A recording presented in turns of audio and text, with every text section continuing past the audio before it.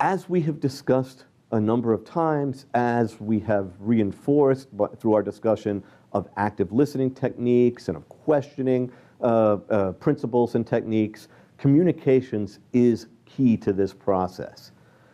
We need to make sure that the customer is aware that we are engaging in a structured methodology, right? That we're not just taking some random approach, and that the information they provide for us, while very useful, is not necessarily going to be the entirety of our analysis effort, and that we may have to gather other information and use it to define the problem.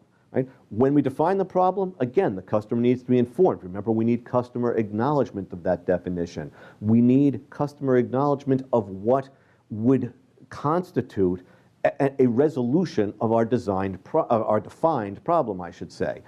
We can't solve a problem unless we have some measurement that indicates the problem is solved. So customer communication is hugely important to us. It's important, as I've mentioned, to make it clear that this is a structured methodology.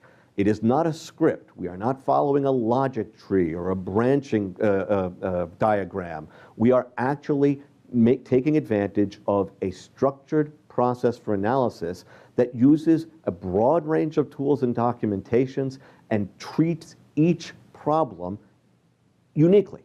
Right? We may take advantage of information that's been derived from similar previous problems and situations, but that won't become a script. It won't become a cookie cutter. At the very most, it might become a procedure for a known, recognized problem, but even then, we would work the methodology to make sure that we had defined the problem before administering a procedure for that known problem.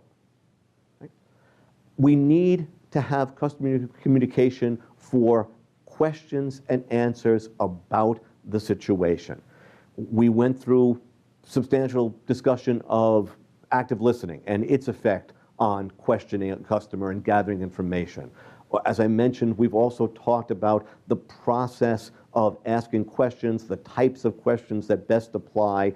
This is part of our methodology. Right? It may, because it doesn't seem like a script and it seems unstructured at this point because we're really following the information with our questions, it may give the impression that this is a random approach, that we're just grasping at straws, needles in our haystack, as I mentioned, looking for clues. But no, right? This is it's really part and parcel and beginning of the methodology. And if we make that clear, if we explain the methodology that we are engaging in and make the customer a part of it, we are most likely to succeed.